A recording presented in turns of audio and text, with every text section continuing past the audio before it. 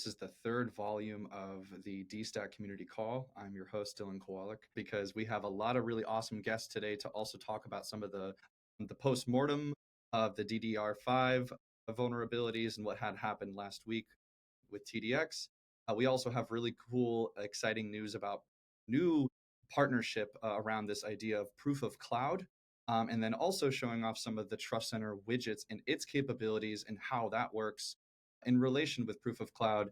My takeaway from this is that first off, there's really big news. Dstack is now officially a Linux Foundation project. So yay. That means open governance and clear contribution guidelines. And that also means a long-term support for the entire ecosystem. So if you can kind of check out the announcement on the confidential computing mailing list, you can sign up there. It's at lists.confidentialcomputing.io. And this is the really cool letter that we got from Rianne. We said, hey, we're thrilled to announce that Dstack has officially joined CCC. So this is like really cool. This is actually kind of giving me a little goosebumps moment right now, because I know a lot of you have been doing this for so long and so many hours, and so many collaborators and so many teams had to come together to make this happen. So it's official. And there's more platform releases. So the new 3 releases in the past 2 weeks was the Verifier 0.5.5. That's for the latest station verification update. There has been also an update on October 24th, the KMS and other things. So in the past 2 weeks, we basically had 3 major updates: the verifier, KMS, and the gateway. So they all now have a 0.5.5 release as of October 21st, and that's about 30 commits across the entire repository. Next are major features. So it's pretty cool. We have a dynamic CVM management. So now you can resize your confidential virtual machines and change the ports without having to redeploy them. That basically means that you can scale up and down on demand at no downtime. And the second cool thing about it is that it has attested builds for Dstack ingress. So now every build is verifiable. And so you can prove exactly what code is running in your reverse proxy. And it's all reproducible and works directly in GitHub code spaces. And the third thing, the domain verification. So this brings consistent security for all domain types and helps protect against domain hijacking while simplifying setup. So that's all really cool. Awesome. So developer experience updates. So you can now customize site names and virtual machine manager for easier organization. We've also included and fixed reproducible builds in GitHub's code spaces. Now every developer gets an identical result, and the documentation has also been expanded with new changelogs and gateway verification guide and a better SEO for discoverability. So before, Dstack, like finding Dstack and notes on Dstack is like all over the place. So now that's like been refined. The documentation had needed that love for quite some time. And I know, Hung, you had spent so long trying to figure out how to kind of get this out there. And I love the fact that now it's SEO compatible. So you can use AI and Dstacks. It's less confusing. So billing and infrastructure got a tighter control. So there's invoices are synced correctly. The confidential virtual machines, they shut down automatically on payment issues, and the operating systems image is now handling error recoveries are now improved as well. But what's coming next is, with the Linux Foundation charter in the place, Dstack is now moving into an open vendor neutral governance model. So this is the really big thing. So the milestone really marks Dstack's maturity as a secure community-driven open source project. So those are the updates, guys. I think one thing I want to show is in the documentation, we do recently added updates on the domain attestation. So as mentioned by Dylan, this is an update on the doc, but actually it also involves some updates on the DStack gateway side. And I think the most interesting thing is that now everyone can verify the attestation of the gateway itself. So for example, this is a gateway domain. And if we open this one, oops.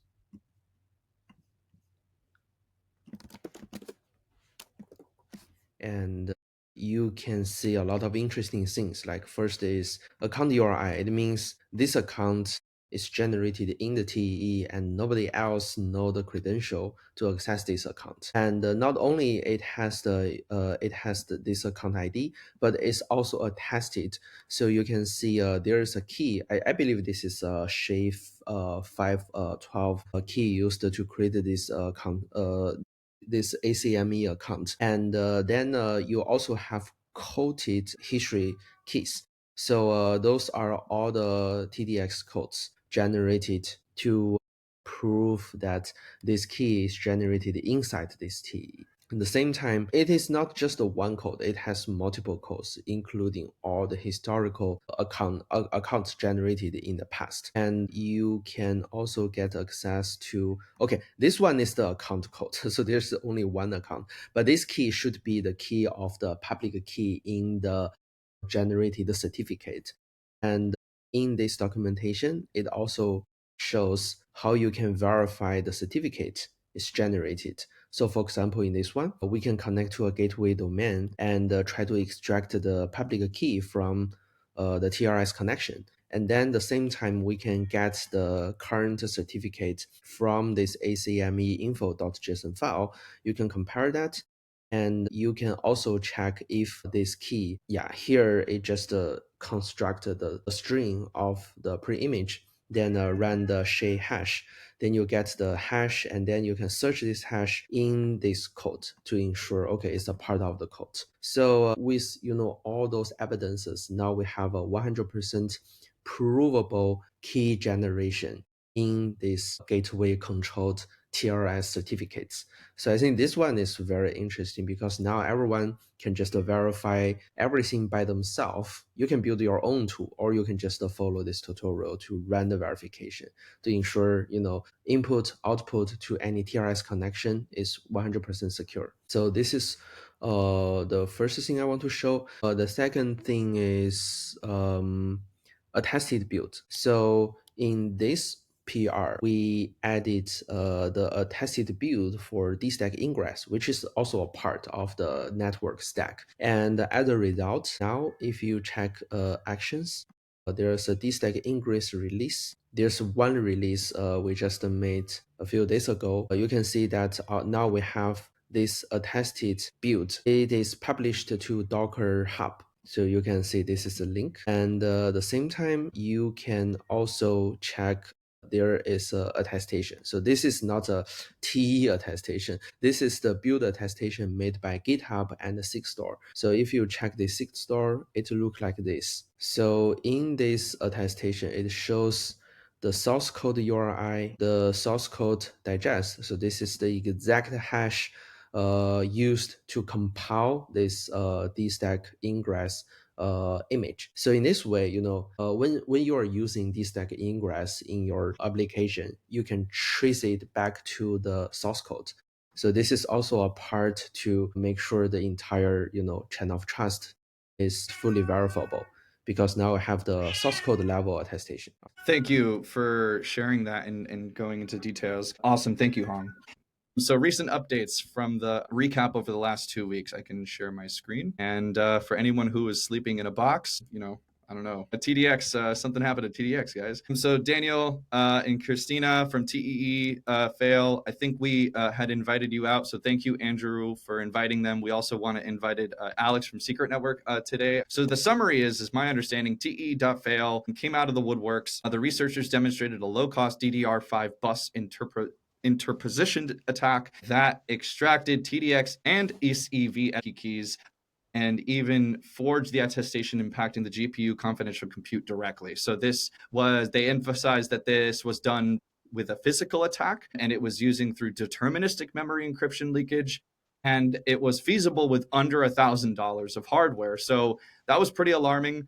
One quote that I got from here was effectively, it was the extracted attestation keys can be used to compromise NVIDIA's GPU's confidential compute, allowing attackers to run AI workloads without any TEE protections. Another was also Fala's postmortem. The Fala said that the DDR postmortem attack was also required a physical access. It required no customer action was needed, though, because effectively the argument was that the industry's trust must add provenance, which I think was a key detail that was highlighted there, which I think is a great point to discuss, where workloads run and who can touch hardware via the proof of cloud. So this new concept kind of overnight, in my perspective, happened, but there was a lot of collaboration between others like Flashbots and Near and Secret Network, and so much happened, and I don't even really understand how that all happened. So you guys, I would love to hear your side of it. But the last thing is the quote that was interesting, which was that attestations proves what is running, but not where it runs or who can touch it. And I think the mind shift of where it's proving and how it's proving is now shifting. There were two other really good articles. Mona Vij from Intel shared Intel's response here. This is the latest security information and products update. And the last one was AMD's response as well to the flaw on its product security in space. So AMD is basically concerned on product security. So I think that all happened very suddenly. That all happened in a couple of days. And there was a couple of highlights in context for this. So it was a physical attack, not a remote attack, just to make sure that everyone is on the same page. The attestation key extraction enables convincing forgeries. It can happen under $1,000. And this proof of cloud concept is a combination, it seems, of attestation, provenance, and physical security. And Fala had made mention of that as well in the article. So some of the opening questions that I have, I know you guys can see these here, but I'll just leave them here. My question and understanding, just to start off the conversation in a good direction, is like, what I guess are, if Daniel and Christina, you are here, would love to ask you directly, but what reliable field indicators, if any, could a cloud monitor to suspect this type of attack, the DDR5 bus interpretation? Is there any kind of telemetry heuristic that you can recommend to avoid this? Or how are you guys thinking about it? This is a really, really tricky one. So as the attack is happening, you might be able to catch guys going into your data center and pulling a chassis out and connecting weird stuff to it and then getting your keys. So that you might see them actually doing that. Once it already happened and somebody left with that attestation keys, there is very little you can do short of seeing network traffic going somewhere where it shouldn't go, maybe. But like, if anybody has any smarts to them, they'll turn right back around, rent a machine on that same cloud, just not run it inside the CVM, walk away that way. So once it already happened and attestation key left, there is not much one can do. You mentioned that directly in your article. You note that the deterministic encryption is as the root cause itself, which is the software side mitigation. So we have to do things like padding and traffic shaping and memory access randomization. So is this meaningfully raise the attacker's cost? I guess, is that what we need to do in order to make this be prevented? This is a pet peeve of mine, because proof of cloud is great, but we can, like, kudos for the folks at for the folks at the Alliance that basically got it done overnight. But I cannot help but feel that we kind of didn't do our job well here. So because the underlying issue is still there, we still have deterministic encrypted keys, and we do not have any software countermeasures against those deterministic encrypted keys. Nor do we have hardware countermeasures against those deterministic encrypted keys. And the project of developing said countermeasures is big.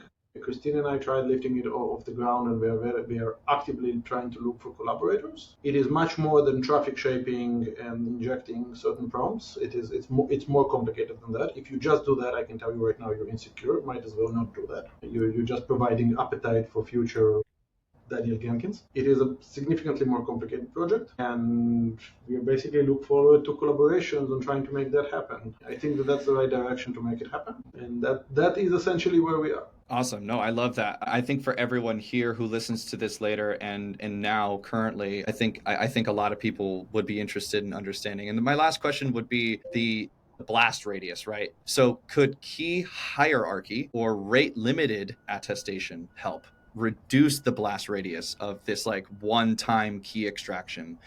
What I mean by key hierarchy is if there is a key and you have to either rotate a key, maybe it's a master key, maybe it's an admin key, whatever the key, right? Whatever you're trying to protect. I'm just trying to understand like the hierarchy. So you're trying to introduce a notion of sessions into attestation. So that's a rework of the entire.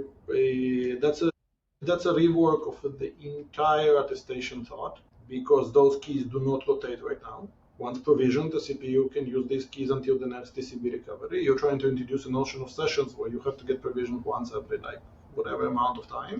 That would place burden on whoever is provisioning you, in this case. So everybody has to support, to be on board with that idea. And of course, all you have done is you have basically means that you need a persistent attacker that can go into the data center multiple times as opposed to going into the data center once. And unless your attestations TTLs are short, then me extracting a key right now and going and compromising folks' TEs, money literally, by the time the next session tick rolls over, the money's gone. Well, hopefully we can prevent that. Yeah, but for what that's worth, that's what that thought leads me to. Yeah. What's that's worth? That's good to be aware. I appreciate that feedback. So these are open questions, guys. If anyone has any thoughts on what was brought up, but I guess like my question, because this is what I'm aware of, right? And you brought up the problem of how do we trust the who's providing, or where's the provenance at, and I think that's ultimately the issue here. I guess like the best question here is how we can prove that the cloud is verifying provenance to a user or to an API. How do you Dylan, I'll push you away from that. You're trying to say, okay, the machine is in the cloud and not in Daniel's hands, and therefore that machine is fine. Watch it. You still have a deterministically encrypted machine that uses weak encryption.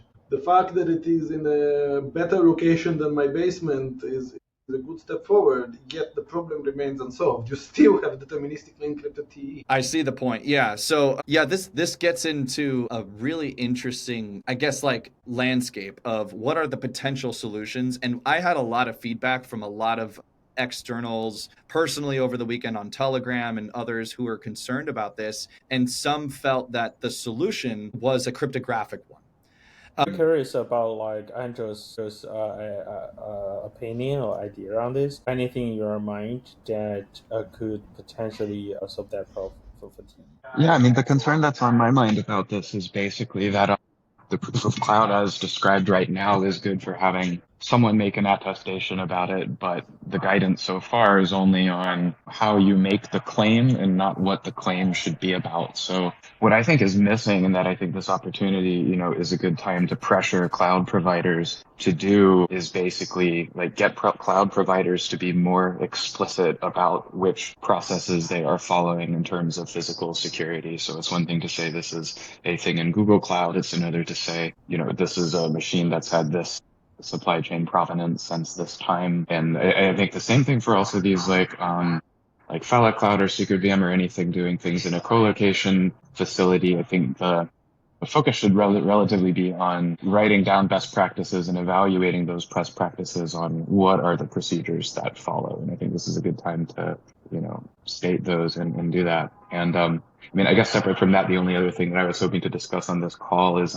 what role the provisioning step. I think I'm not even using the term quite so precisely, and Daniel can probably say a lot more about this, but I think that there's a key thing that's like, if someone re-racks the machine and had physical access to it, and then, prior to that, but now it's racked, and now at this point, someone, is authoritative that, yeah, this is a clean machine, there's no interposer in the RAM at this point, that you should do the provisioning or key generation step at that point rather than have it done it before. And that's the way that you would get around the fact that you don't know if the processor had previously been in an interposer attack before being racked. I'm not sure I said that so clearly. I could take another turn at it if it didn't, get across well. And anyway, those were two separate points. I could come back to the second one maybe. I want to see more. Yeah, I would like to see more transparency or documentation on exactly what those processes were. I know that like SOC 2 compliance, for example, is like a specific standard of physical supply chain processes, but that doesn't have to be the only one. Yeah, but we all know how SOC 2 works. The people just make some claim, and at least they show how they operated to the auditor once. Then they get the certificate. In the reality, this only shows that the policy of some cloud company is trying to operate that in the right way. But on the other side, if there's an insider, there's always still a risk there. But Hang, do you have any questions to Daniel here? I think it's very honored to to have him in this small chat today. Yeah. Yes, I do have a few topics I want to discuss here, given everyone is here. So one thing is, it's very clearly that Intel's response say that physical security is out of scope of their, their like a vulnerability criteria, which I strongly disagree because in the past, Intel has made a few I would say it's kind of like a similar problems, like someone try to somehow modify the motherboard to lower down, say, enable or disable some specific feature to trigger some vulnerability. So in the end, they still have to get the physical access to perform some of the attack. And in the past, what Intel does is they just do the TCP recovery and then release a patch, but not this time. So I would like to hear what Daniel can comment for this specific attack or vulnerability report. Sure, I can speak to that. So, Hank, I believe that you're conflating two papers, and therefore this looks kind of cloudy to you. In fact, Intel's stance on this has been very clear to begin with. Physical security is out of scope. Period. It has always been like that. Now, I think that you are conflating two papers. One was where somebody used performance counters or configuration registers to undervolt the CPU and therefore make an enclave do something weird. Yes, that can be fixed by blocking off access to configuration registers. This is not a physical attack. It is an attack that indeed exploits analog behavior, don't get me wrong, and the fact that CPUs are people too and also would like to eat. And if you don't give your CPU enough food, it will starve, right? But it is a software attack that has an analog property.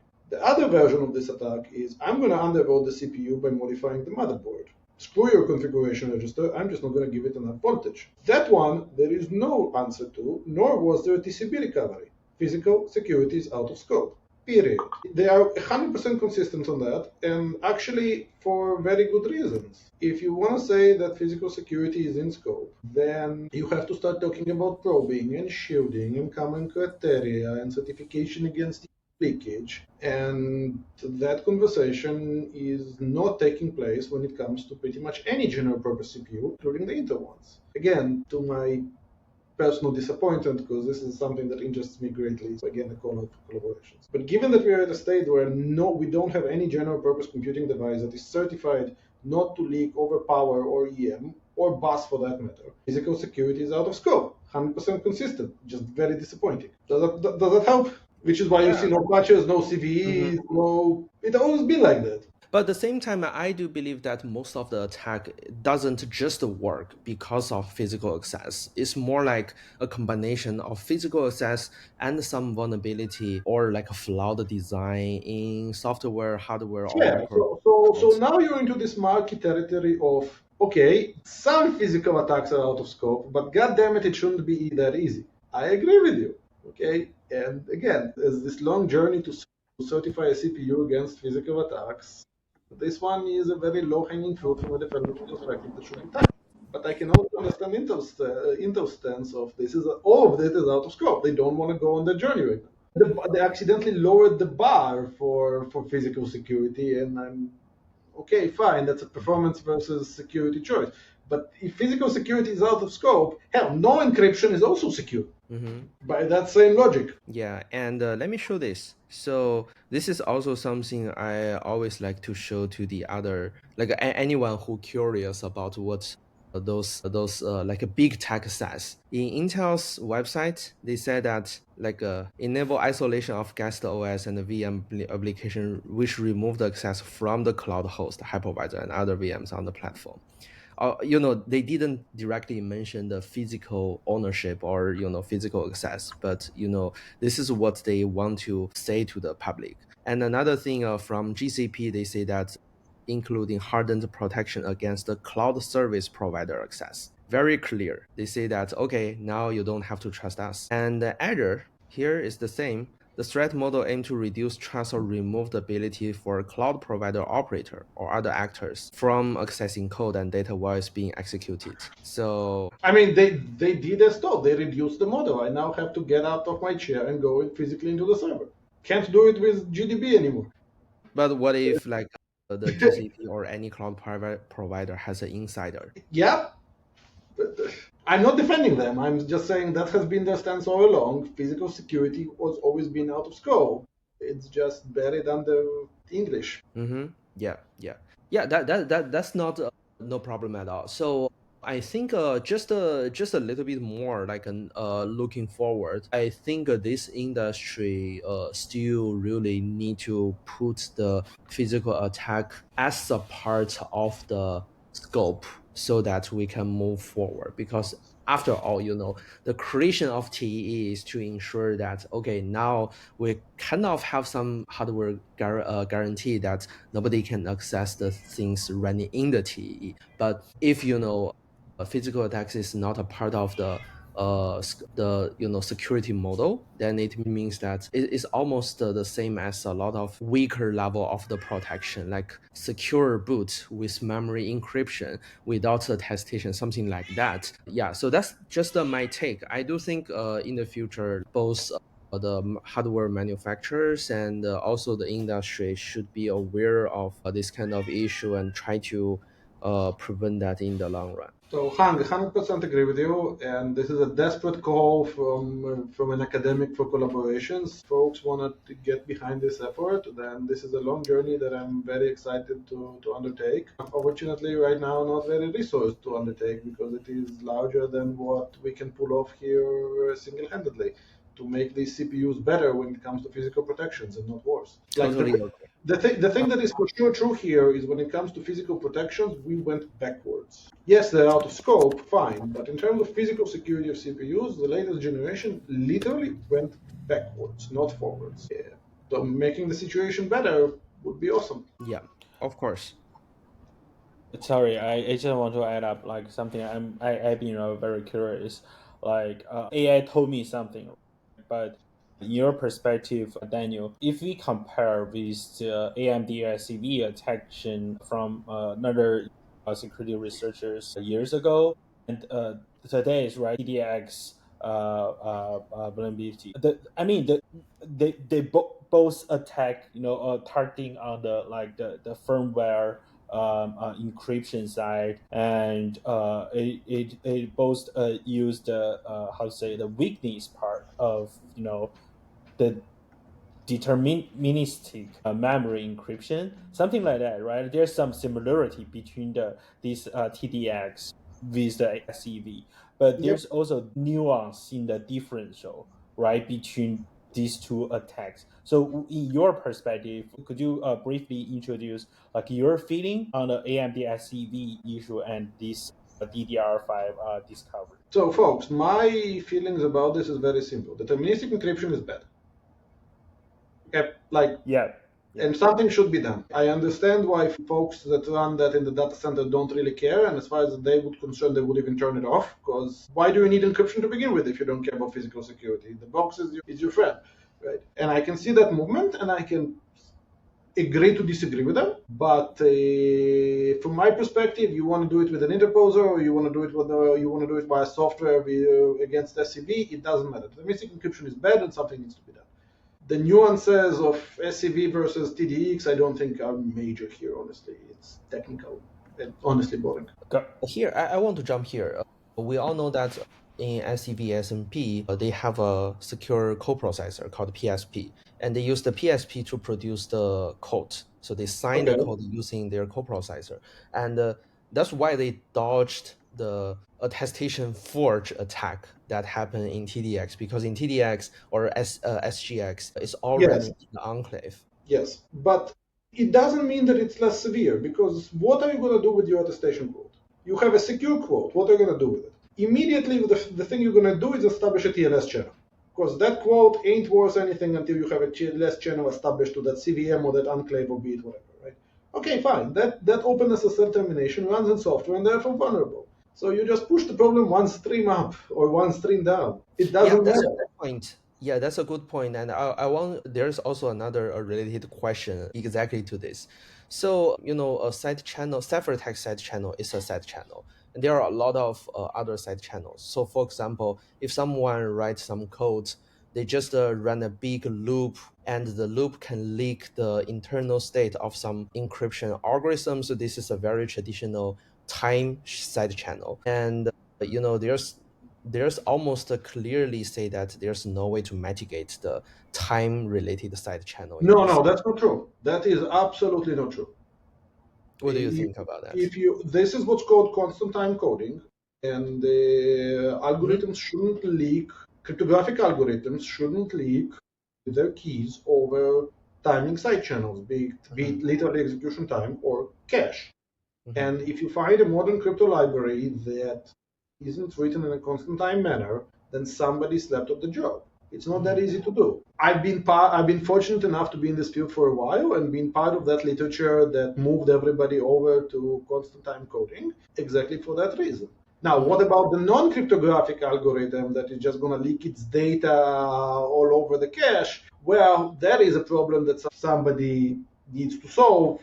That somebody might be me, might be others, and that is a very active area of research. But leaking keys over traditional side channels, I haven't seen such an accident in production for a good while. I think an analogy is that people use the crypto libraries which handle the constant time algorithm pretty well, and then leave the application level side channel attack to developer's responsibility. The same can also, I think a mental analogy to me is that now if we can make sure, say, all the key handling can also have a feature enabled in all the crypto libraries to ensure, even if it's putting in a deterministic encrypted memory range, it can still be protected using a lot of techniques like adding entropy to the memory, then we can still push all the responsibility to the application level for their application. So you're not going to be that lucky. You're not going to be that lucky. I suspect that this is significantly bigger than just injecting entropy. With stuff like TDX, much more is sorry. Let me rephrase this. This is much bigger than reading keys. Stuff like adding entropy is insecure, just like, honestly, guys, make my day. Somebody deploy injecting entropy without anything else. You just give me another paper. Please make my day. Right, increase the performance of my CV. Like I'm being very cynical here. It is not enough for very specific reasons. And because it is so complex, we need automated tools to transform code into this hardened thing. And now we can argue about how good the tools need to be, starting from your crypto library all the way up to the Linux kernel. One is something that is tackleable in today's technology. The other one is a big headache. Okay, but I feel that we need to embark on that journey. And saying that we will just secure the crypto library and throw everything else to the developers, I don't think you're going to get away with it. Why? Because I think like a constant time algorithm doesn't exist because it behaves very differently. You are talking about the difference between address channels and data channels. Constant time algorithms protect you against address channels. When it comes to data channels that leak credentials on the floor, hell, if you have a data channel from OpenSSH that leaks the OpenSSH hash, I will brute force your password, get root privilege inside your CVM, and get your key with root access. You can have your fancy crypto library from here till tomorrow. If your SSH client leaks the password hash over a data channel, then I will get that and then brute force your password and then just log in into your CVM and then read your key. Like, it's literally everything in the machine needs to be thought of. Enclaves would be easier because I can't, like, the Linux kernel is out of the game. But when it comes to data channels, saying we will protect the library and everything else will be fine is very risky business because it's a data channel and not an address channel. And what is the specific difficulty to mitigate those data channel? There is a lot of data that can be used against you in very weird ways that you compute on. So start from TLS keys to session cookies to TCP packet captures to all sorts of weird stuff that if I know, I will do bad things to you. And you need to account for them. As opposed to address channels where I have your address, the addresses you touched, not the data you touched. And with those addresses, I can try weaponizing against you. But turns out that not a lot of algorithms are good encoders between data and the address, if that makes sense. Cryptographic algorithms are, unfortunately, encode keys as addresses very well. Most algorithms don't. So the amount of data that is available to me is significantly less than the CPU just holding data all over the channel because the CPU sees all the data. If that makes some sense. Yeah, I think that make Which is why the level of paranoia or the level of neurosity when it comes to a data channel should be magnified many times over another's channel. Got it. Sorry to interrupt. Daniel, I remember back in the days while we are in Flashbulb Hacker House, were discussions about hardware design to solve the nature problems inside TE architecture itself. For example, like people raise ideas, let's use Puff, right, to increase the key encryption levels to protect the keys, binding the secrets to tokens, something like that to avoid side channel detection. But please correct me if I am wrong. But like my take for this research report from your side is that even using a puff, it doesn't kind of solve the problems like the anymore because the path won't help to change deterministic encryption on the Yep. memory side. Yep. Is that right? That is Yeah. exactly right.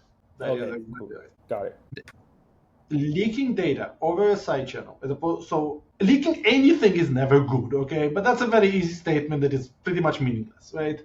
Now I can tell you that leaking addresses is just like bad hygiene. Leaking data is significantly more disastrous. So leaking addresses, we were lucky. We managed to design this constant time code paradigm that says, well, I'm gonna compute over secrets without leaking anything through the through the cache side channel, which is the classical side channels.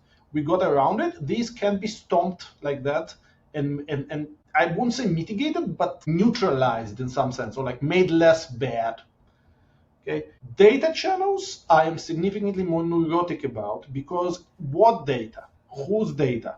The CPU has all the data, and if the CPU starts dropping data, it will drop something that is exploitable. So let's talk about threshold encryption or secret sharing, right? If two shares are held in two separate computers and I only have a tap on one of them, then everything is fine. Okay, it's fine until you actually try to compute on them, because then you need an MPC protocol and you grind to a halt. But security-wise, it's fine. Performance-wise, you're not very performant. The next step is to say, okay, well, I'm going to put both shares on the same computer. At which point you start being performant, but you are in very, very hot water. So remember, the CPU sees both shares and might deterministically encrypt both shares and might give me both shares. At which point, go make an argument why I cannot reuse this information. That's actually proposed by some of the hardware researchers. They want to build a so-called trustless TE, where you can have multiple implementation of some, I don't know, it's key management or some kind of compute, but basically they want to run MPC on the same chip. But of course, this is already a little bit out of scope because it's not a part of the design used by Intel or AMD right now. That is even bigger hypothesis, not hypothesis, but there's an even bigger leap than let's get a team together to try to figure out how to not have sucky deterministic encryption and leave the execution core alone. Now you're saying let's design a whole new processor. I'm like, okay, well, if you can design a whole new processor, for sure you can help me find deterministic encryption first. Of course. So that moved to my next, actually my final question. You are in just right now. You just mentioned like different kinds of side channel, and there's the data side channel and the other side channel. But at the same time, even to utilize the data side channel, it doesn't mean you can get exact what you want to get from the memory. Although, because of the implementation problem, or just by accidentally some implementation can be exploited, doesn't mean it is that easy to be exploited. So I think if we move forward, how do you think this industry should target? Do you think, like, one thing you almost mentioned, maybe next generation of the CPU? people should just abandon the deterministic encryption in some way. Maybe there's a flag. You open this, you enable this flag, so you waste, say, 1/3 of the memory, but at the same time, you can get really secure encryption so that even after multiple writes, even it's the same different ciphertext. But at the same time, another thing I want you to comment is, should we just trust the cloud providers, or should we somehow just imagine if you like a magic wine and you can somehow let any participants, including the hyperscalers and the hardware manufacturers, to change their policy or change their product? How do you think the industry can make everything way more secure than before? I think we need a bit of both. Data side channels need to be closed, period. To get on your comment before, I'm fortunate enough to have a long career in side channels. I've seen a few data channels that are weird, including somebody that will give me half a bit out of every byte on average. We've never had a case in my lab where we never got away with doing exactly what we want with the data side channel. It's as devastating as that. If we wanted to do something with the data side channel, we've never seen one that is weird enough that we couldn't exploit it. So they should be killed, as simple as that. Now, it's a long journey. We need a bit of both. We need some understanding where the machines live. We need to get away of deterministic encryption. We need to start protecting CPUs against tampering and probing and all the other various weirdosities that people can do to them. We need to make basically CPUs better when it comes to all the aspects of this problem, and it's going to be a long journey with different trade-offs. In terms of next generation of CPUs, folks, changes like that take at least 3 or 4 years by vendors. So unless we do something now ourselves, we're just going to have to live with it. At least one news I heard is that I didn't find the exact documentation, but I think that's a part of some Intel release or NVIDIA confidential compute release, mentioning that in the future there will be multiple ways to generate the SGX or TDX code, and it's not going to a part of the coding enclave, but some, I don't know, maybe some kind of coprocessor building the. Awesome. You still have a TLS connection and software that holds your TLS session keys.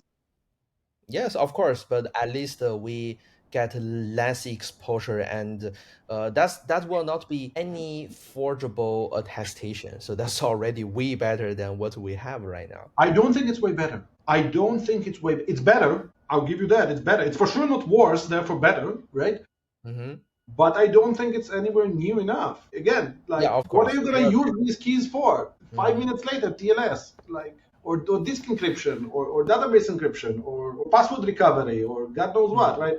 You're just pushing the problem upstream, and unless you put all of crypto in the coprocessor, and fine, we can have that conversation, some key is going to get dropped, and the minute that key is dropped, your application is compromised. You're just making the folks that do this work like me analyze applications more and more, as opposed to analyze one attestation protocol and go home. And okay, that's a scalability problem on the attacker side, but that is only a scalability. But just for the immediate threat, like one of that is forged attestation and maybe some others, how long do you think Intel can release some kind of mitigation? I wouldn't say it's a solution, but more like a mitigation to reduce the attack surface. Can or will? Sorry? There's a difference between can and will. Yeah, can and will. Introducing a coprocessor into a CPU is years in the making. I guess it's a part of Xeon 6 Plus. But I don't have any. The best information I have about this is a future platform. Mm-hmm. So that's that. That's about can. Will, remember, physical security is out of scope. Period. Fine, I won't get an attestation quote. I'll find something else. Like, there are plenty of keys in that system. Hell, there is a root password in that system, and then I'll log into your CVM and do whatever I want with it. I think this is the difference, the different feeling I got from some friends in Intel. They are still trying really hard to mitigate all the known problem. Not just like they say, okay, physical security is out of scope, period. Instead, they are still doing a lot of... Sure, but unless you get away with deterministic encryption, which is a much harder problem for them than a security core processor, you still have a data channel and things will still leak. Sorry, gentlemen. I want to interrupt in here. I think there's a relevant question from my side, but maybe not directly go from that topic. Han and Daniel, Andrew, is Andrew still here? I guess so.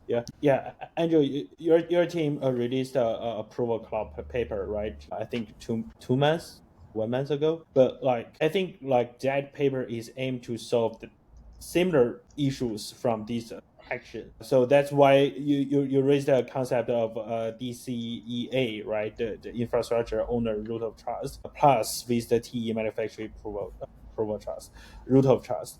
And after Daniel released the TE, do you think the architecture design in that paper, what's your take basically? Do you think there's any actual ideas can be added into that paper as, let's say, V2, or it's already good enough if you're just some team or someone build up the system based on that practice and make it engineering practice, then we are good in somehow, right, to keep using TEs. What's your take? That DCEA paper is about how you ensure that the cloud's existing ways that they use TPMs to acknowledge their ownership of the machines that are running could be combined with the underlying TDX attestations. Or maybe I would just explain it this way, that the problem that solves is that the cloud providers, when they do add essentially proof of cloud, meaning their own attestation layer, they seem to force you into either you get the TDX underlying attestation and then no proof of cloud, or you get a proof of cloud, but then they don't also pass through the underlying TDX attestation. And clearly it's better to have both. They currently don't provide both, and so your goal of this paper is to propose a mechanism that's nearly compatible with what they already do, so not a huge lift, so that they do have both. You kind of have both TDX sign-off and the cloud provider sign-off both. I think there's a good argument to make that if the real physical security work comes from the cloud attestation, then it doesn't really matter whether they pass through the underlying TDX attestation. Using TDX then just becomes one more thing that's part of the guarantee that, they're supposed to be explicitly making. And so that's the argument from my point of view. It's better to have both of those signed off so that there's more people whose reputation is at stake when something goes wrong and can be attributed. But I don't think it directly has to do with clarifying the physical security requirements or anything else. It's good when you are assuming that the physical security claims are already specific enough by the clouds. It's more of like a plumbing details is how I would describe what that paper's about. Thanks. I think that covered my question. Awesome, guys. So we are at the top of the hour. I think that was a lot of really good stuff. And there are some questions in the live stream. I just want to get to everybody. I want to cover everything right before we move on to proof of cloud. And I'm glad that we brought that up. And, there was one question. I don't know, Andrew, if you still have it, but if it's in the explanation of provisioning and say, if you take the CPU that has been in a side channel lab and then reseat the CPU in a safe physical environment and go through the provisioning flow again, is the CPU now safe to use? Am I, is that the right way of answering that question or asking that question? So Daniel, I was curious, can you help us answer this? I don't know. Here, straight, direct, and upfront. I have no idea. IDK, love it. So I think at least the full TCP recover can almost fix that problem. But without the TCP recover, I think because whenever you use a TDX or SGX CPU, you're going to do a platform registration process, and that will generate some kind of like a new key for this specific platform. And there's also a feature called the SGX reset. So maybe Daniel, you can give it a try. Like you reset the SGX, do a SGX factory reset, and then check if the attestation key has been changed or not. And if it changes, then somehow this can be something proof of cloud can try to use. I understand your experiment. The problem with being a small university lab is that there's many experiments to run.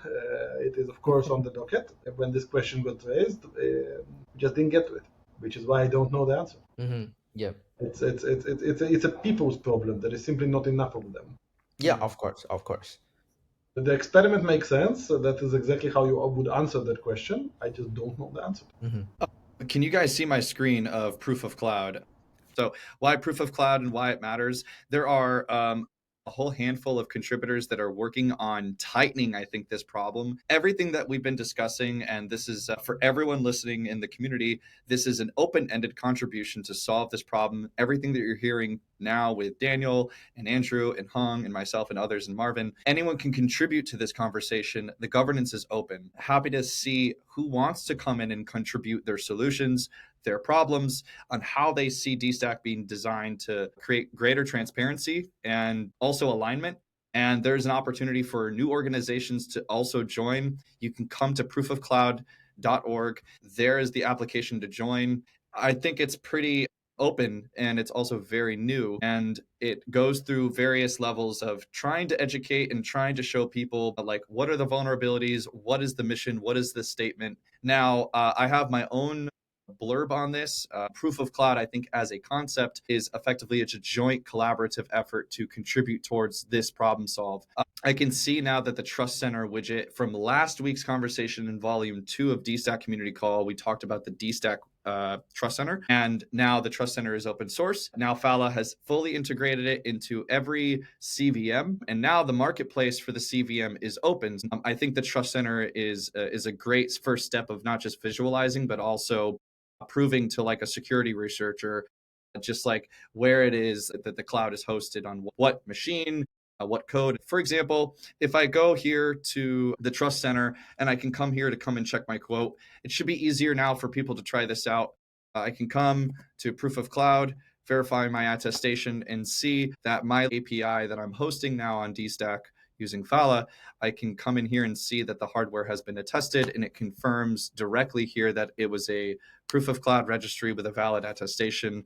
I can come and actually view the report and come and see with other providers that are trying to verify it as well, with other opportunities like ZK Verify, Automata, Fala, and I can download the report and get the report data and then use this in any means that I need.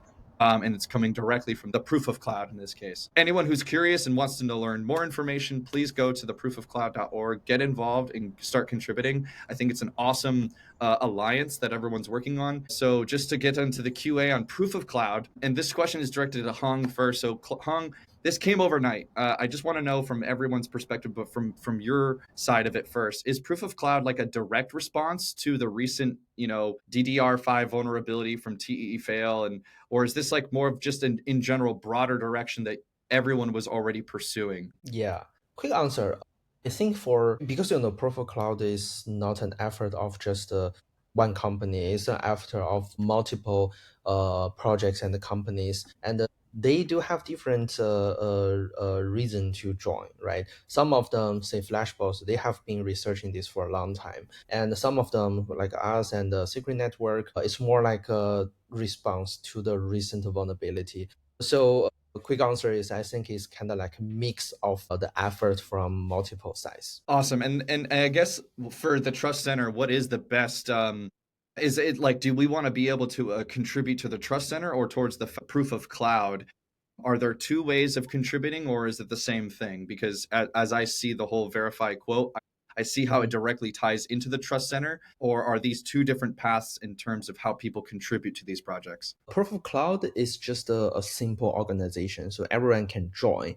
And as long as you can help with verification or contribute to the verification mechanism, feel free to join. And this is a very open organization. It just have one purpose, which is to maintain a registry of non-valid hardware, so that it's not some random person can touch those hardware and perform the physical attack. At the same time, we want to put this as like a very convenient infrastructure for a lot of users. So Trust Center is like a front end, a tool for Fala Cloud users and some other users, and it can just read from the registry so that it can apply to the other tools as well. So ideally, Proof of Cloud can be a common registry, and all the tools built on top of that can read the data from it and show, okay, this is a valid hardware.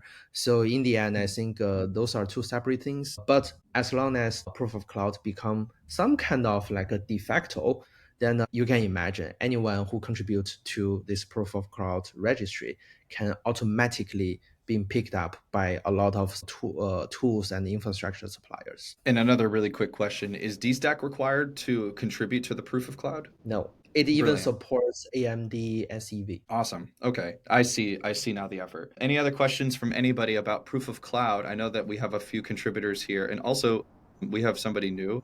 Howdy. So, yeah, my main question on proof of cloud at the moment is just like, I like the goals of the alliance and like the problem that's trying to be solved, but like as it stands, my understanding is like on Secret, for example, I have a validator and nodes and I run infrastructure on Secret. So Secret uses proof of cloud. Other people can use it too. So this is just the example that I have hands-on experience with. You know, we can point to proof of cloud and say Secret is not impacted, but I have a node on the network and it's in a co-location facility that I physically can access. I can go there and do the attack. So is that like the intended posture of proof of cloud, or is there some end state, or is there even like a time soon where like if somebody points to proof of cloud, there's either a differentiator that, you know, says like, hey, you know, these people don't have physical access. Like maybe it's on Azure, right? Like if you're a customer on Azure, you're not getting physical access to the hardware. There might be some scenarios where you could, but most of the time you're not. So what's the intended posture, and is this posture going to change soon? Because right now my understanding is I can extract the master key on that, but also that people point to proof of cloud and say, hey, we're not impacted by SGX fail. Let me try to repeat your question, make sure my understanding is correct. Do you ask what if some machine got compromised, join this network, and somehow get a share of the master key or just a copy of the master key, although the other nodes are secure, but the fact one of node got compromised can still make a big damage to the network? Is this your question? Well, so some of these networks have different architectures. On Secret, the master key is in the enclave on every single node. So you only need to compromise one node. You don't need to collude for other shares or anything like that. But my real question is like, you know, on proof of cloud, you point to use of proof of cloud and you say people in general, like these people in the alliance, they say we are not impacted by SGX.fail. Well, if I can extract the master key, I think that the posture of proof of cloud is a little flawed, right? It would at the very least be useful for this attestation, or, you know, this proof that you're in proof of cloud and that you use it.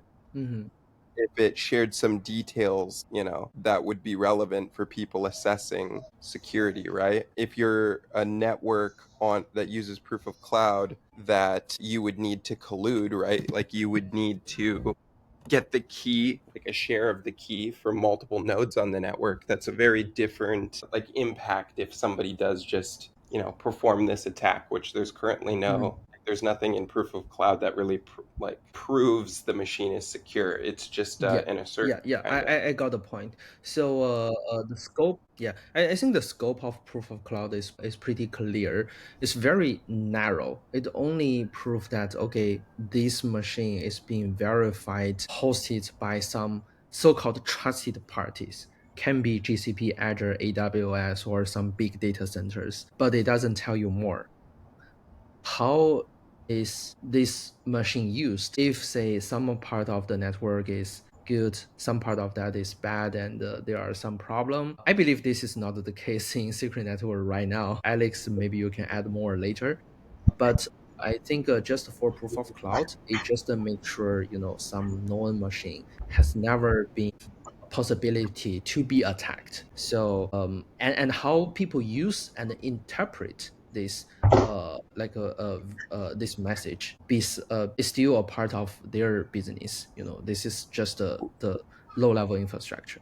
Alex? Wait, are you saying right now the posture of proof of cloud is like asserting the fact that no machine that is on that network has ever been like this attack has never been done on it? Is that what you said? Not for the network, just for a Oh. specific hardware. Okay. I mean, I don't think it does that right now because, yeah, I'm not sure how it does that if it does that. There is a whitelist of the hardware identity. Well, yeah, but I have a node that's whitelisted is my point. So, Ian, let me clarify. I see where you're driving at.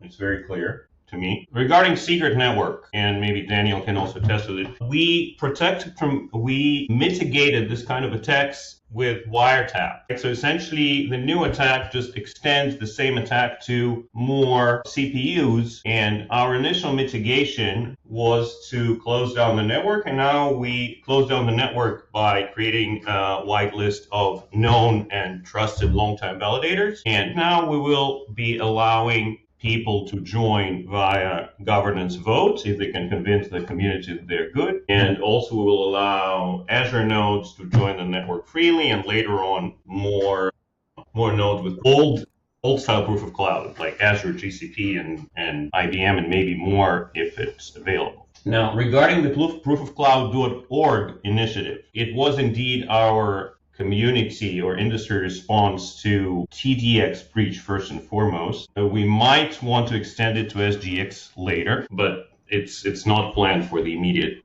release safe of secret network, but we might think about adding this later as well. This would require, if we go that way, that would require all the validators to actually go and do the ceremony and prove that their machines are in trusted clouds. Now, specifically regarding co-location, and it's part of the verification procedure on proof of cloud, we introduced a co-location provider pledge where the co-location provider actually signs a document that says that they will they will witness the machine ID of the server or servers, and if the owner of the server takes the hardware out of the facility or performs some unusual kind of work, which again I think we all agree that performing wiretap.fail or tee.fail is, it would register as an unusual activity, right? Soldering stuff to a machine. Alex, I strongly disagree with that statement. Sorry? I strongly disagree with that statement. Okay, so that's interesting. We can discuss that. But anyway, the provider pledges that if there is anything that's beyond routine maintenance, they would notify the alliance, and thus this machine would be revoked from the known list. All right. I suppose my question was answered. I mean, at the moment, my co-location location isn't participating in that, and I don't believe that it's enforced at the moment. So my understanding is the posture of proof of cloud does actually, it points to these are trusted participants. So it's not actually even claiming that a trusted participant can't perform an attack, which I can't. So for secret network, this was the posture with wiretap.fail. So we might want to change that later, meaning a lot of changes for the validator set. But for secret network specifically, and again, proofofcloud.org is targeted at a much wider use case, mostly on TDX, at least initially. So for secret network, and it's been like that since September, our mitigation is what it is, limiting the validator set to trusted people. We might want to extend it to full proof of cloud later, and we actually are taking several steps towards that direction now as we speak with the upcoming network upgrades. Thanks for the answer. So beyond secret also, though, I suppose this is interesting I'll watch to see how it evolves. It would be mostly interesting to me if there was a system where it could actually detect if these trusted parties acted dishonestly at any point. That's a very interesting point. I want to add a few comments on that later, but now Daniel also has some question. Sure. So two things. Let me ask my question first. So asking for a friend, how can one get a node that is green on proof of cloud, assuming no fuckery, right? Like I have a machine on a good cloud provider that we all know and like, right? Not a Georgia Tech. How can I get that machine greenlit? What would be the procedure? Yeah, I think I can give a very quick summary, and then maybe others can add some comments because there are multiple contributors here. In the website, we have 3 levels. So one level is human assisted check. So imagine if we claim some server is hosted on OVH, and assuming we trust the OVH, so we don't have the access to the OVH physical hardware in any way, unless we collude with OVH, but that's already a part No, of. but let's say I have a server on Google Cloud for that matter. Whom Mhm. do I call to get my server approved? Yeah, I think the most simple way, which is not 100% secure, but it can work to some extent, is that what about we just make a Google Meet live video session, and then you show me, So, okay, you can log into this machine, you can create a DCAP attestation, you can extract the PPID from the attestation, and this link, okay, the hardware ID to the physical server that's running in some facilities.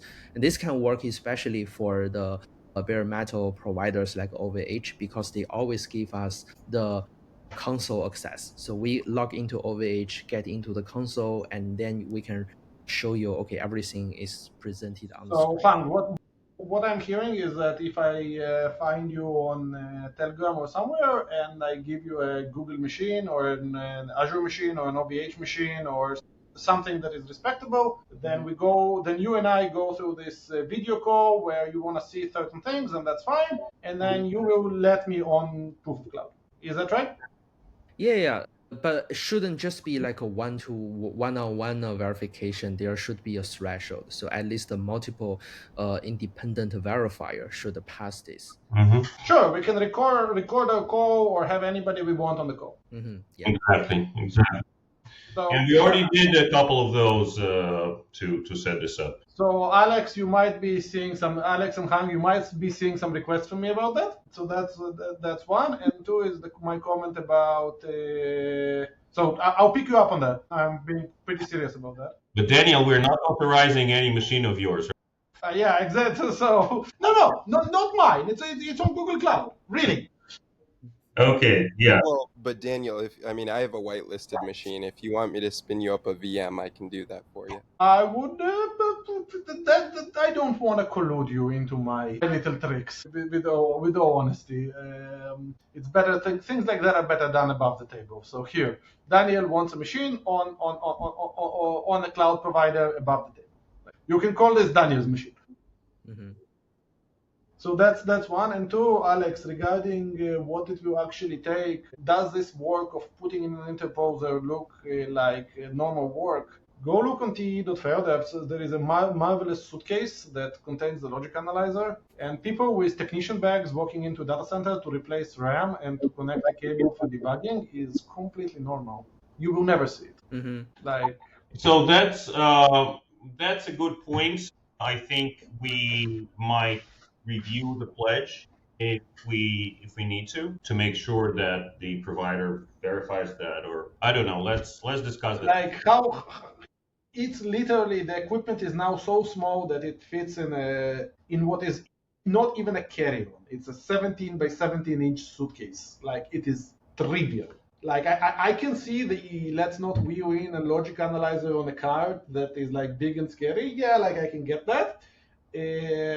We got that argument with Wiretap, which is why with tee.fail we won update. The equipment is so small that it looks like I'm a technician with some computer parts walking in, and here's my crash cart with a monitor and a keyboard that I like because I want to see the VGA output raw. And by the way, there is this cable to debug RAM. Good luck. Yeah, and the battering RAM example has the open schematics to build this thing that you put between the RAM and the motherboard. It is very small. Yeah, like I think a major point of proof of cloud is still based on trust. So like we trust the OVH is never going to attack themselves. GCP is never going to attack themselves. I think this is the point. But for collocation, of course, that's another story. But what Noah is saying that you also trust Noah personally not to go into the data center and steal all the money. That is exactly what.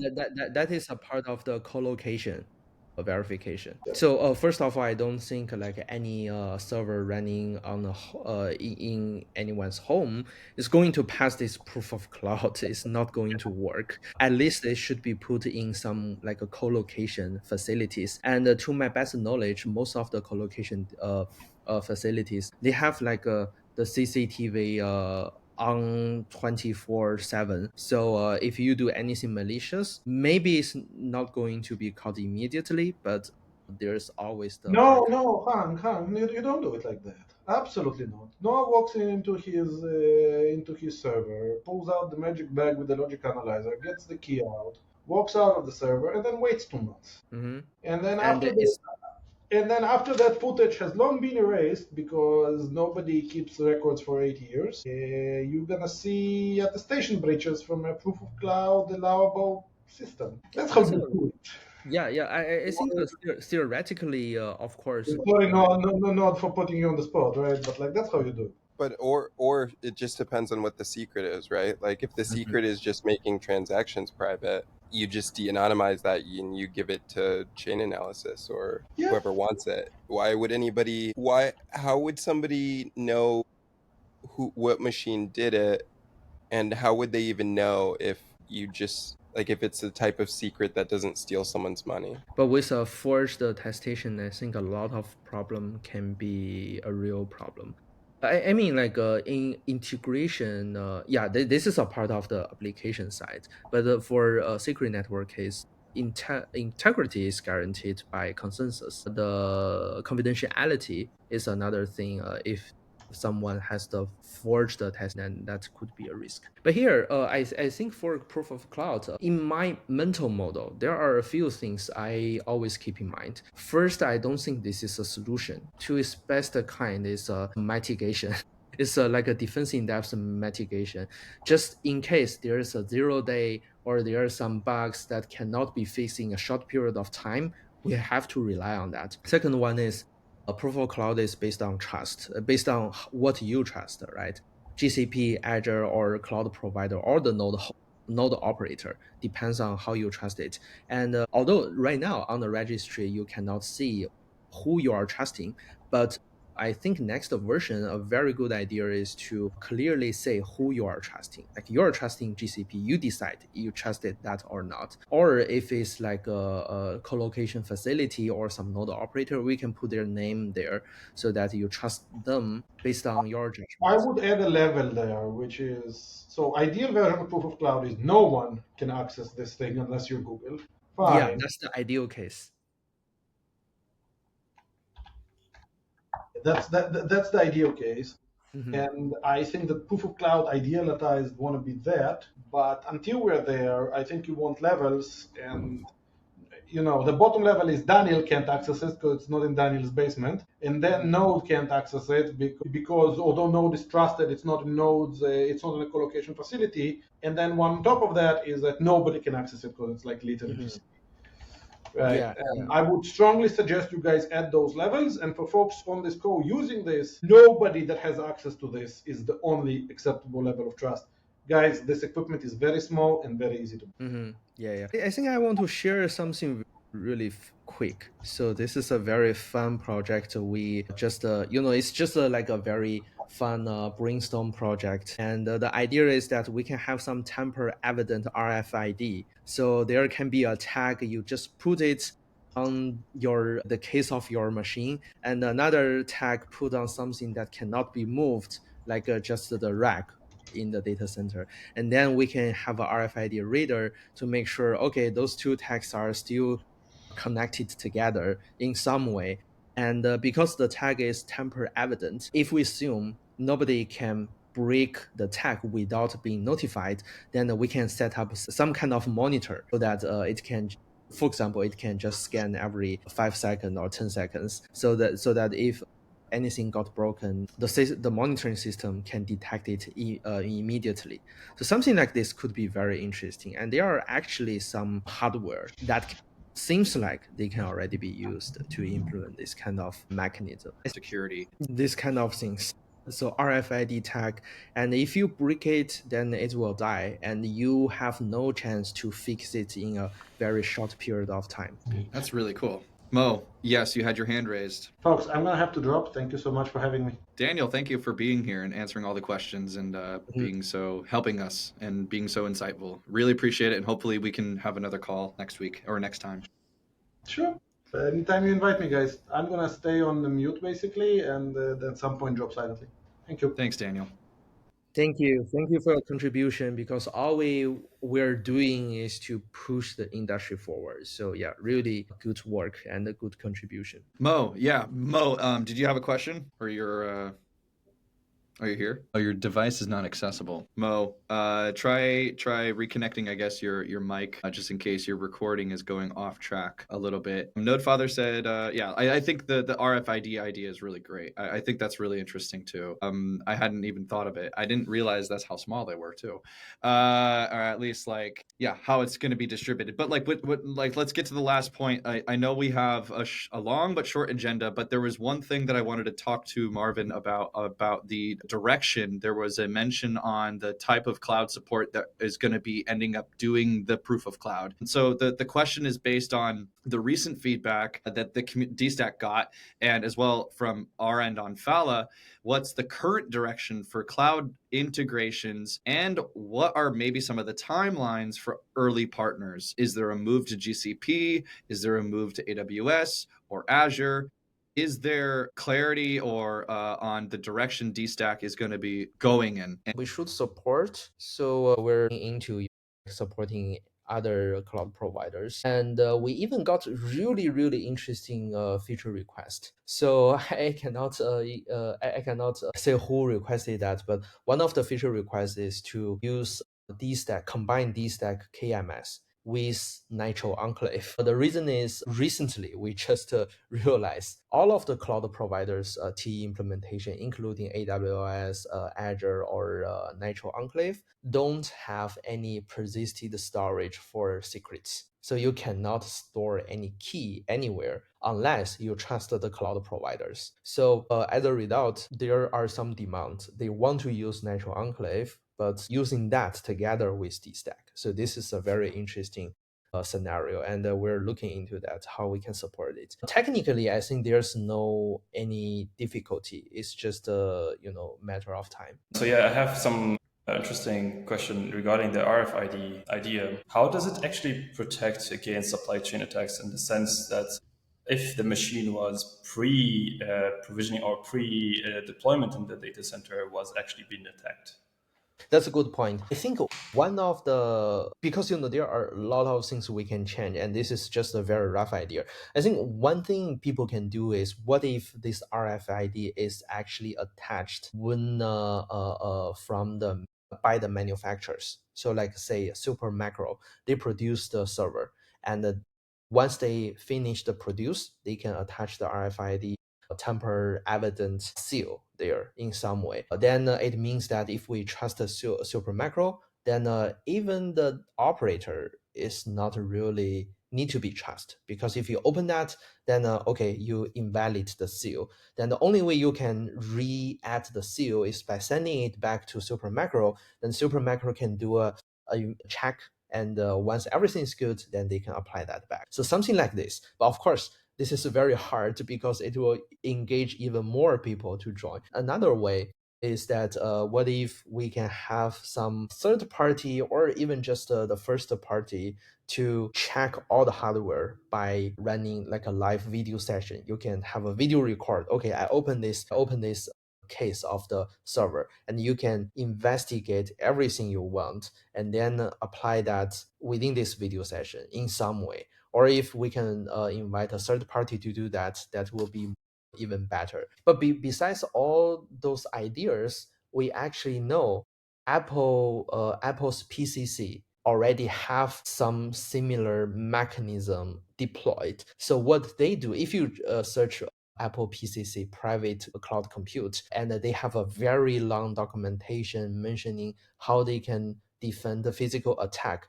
And one of the page saying that they have some tamper evident setup built in their physical hardware. And once they have produced that, they're going to turn on the switch. And after that point, if you open this box, then the entire server will be invalid and their attestation will never be used again. So they have some kind of mechanism already deployed. I think that's very, very interesting. Mo, did you want to respond? Yeah, I do like what you mentioned, that proof of cloud is not the solution for all of them, but I do believe like it kind of enhances the security just for that type of physical attacks where you require physical access, but it wouldn't protect you against other types of side channel attacks. For example, the control type of side channel attacks like timing and cache based, where if you are, let's say, allow list a specific PPID of like an OVH server, that operator or the host that has control to the hypervisor could technically still conduct type of attacks on the running VM instances. But for those type of attacks, there are also mitigations that one could apply on VM level, for example. But I just wanted to highlight that I do like what you highlighted, that proof of cloud is. It's just an orthogonal incremental security enhancement on top of the TE security scope. Thank you. Awesome. So we this has been the longest call ever. And thank you, everybody, for being here for so long. I think we can go on for hours, and that's exactly why we have these calls, so that we can get the conversation going and to solve these problems. And we're not doing it where it's like easy peasy. This is very hard stuff. So everyone's contributions and mind share is super welcomed. And, thank you to everyone that was new today that have been here before. This is our third volume. We're going to have volumes every 2 weeks. So we prepare notes, we commit to our Dstack together, and then we talk about it every 2 weeks, and we do this again. And if something happens, we talk about it. And there's kind of no bullshit with some of the things that we're really saying. So Daniel, thank you for being just honest. And Alex, thank you for being just so frank and direct and understood of the plan. I think everyone had done so much planning and breaking in such a short period of time. And I want to highlight just how much effort everyone really contributed towards this. And everyone could be found on the proofofcloud.org page now. And if you want to contribute now that you've heard the discussion and you're new and you aren't in the process but would like to be, I think everyone would be open to contributions. So thank you, Alex. Thank you, Mo. Thank you, Node, Ellis, Dan, Hong, Marvin, Andrew, and everyone else. Daniel, thank you so much for talk today. We're going to close his sessions out today. So this is still being live streamed across LinkedIn, YouTube, and in Twitter. So next time we'll have the same conversation. Please sign up on the Luma, and then you can get a spot into this conversation to ask questions live on air with experts that are in trusted execution environments. And I think that's a wrap. So thank you, everybody. And we'll see you in late November. Thank you so much. Thank you. Thanks all. Thanks, Dylan. Thanks, guys. Bye-bye.